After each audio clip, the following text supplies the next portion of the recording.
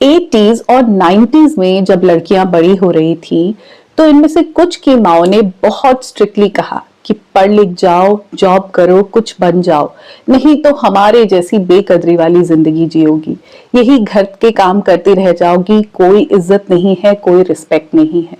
काम करो, पैसे कमाओ और इंडिपेंडेंट बनो।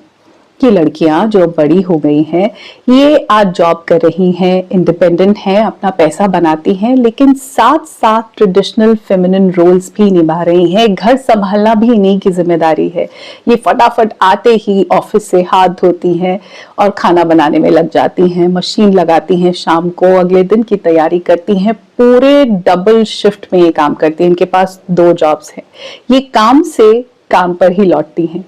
वहीं कुछ लड़कियों की माओ ने उनको स्ट्रिक्टली ये कहा कि कुछ भी करोगी, घर के काम करना बहुत जरूरी है।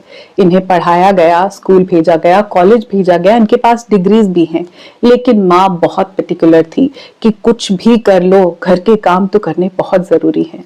इन्होंने पढ़ाई के साथ साथ घर के खूब सारे काम किए। घर में झाड़ू पोछा लगाया, खाना बनाया, माँ बाप की सेवा की, छोटे भाई बहनों का ध्यान रखा। ये लड़कियां पूरी मेहनत कर रही थी, 2 जगह पे पढ़ाई भी कर रही थी, घर के काम भी कर रही थी।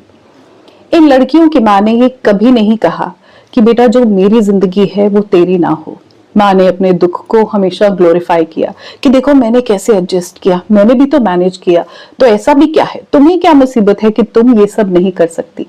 इन माओ ने इन बच्चियों को करियर नहीं बनाने दिया। डिग्री रखो ताकि तुम्हारी शादी हो जाए, कोई उन डिग्रीज को देख के तुमसे शादी कर ले, लेकिन जॉब करने की जरूरत नहीं है, घर संभालना बहुत जरूरी है। ये लड़कियां आज घर संभाल रही हैं।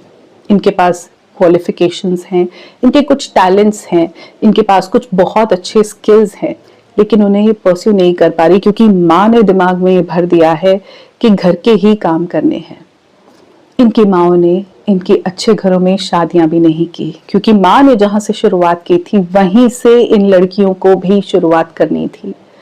माँ ने इनको अपने से भी नीचे वाले घरों में ब्याया। अब आप मुझे बताइए, कौन सी माँ सही है?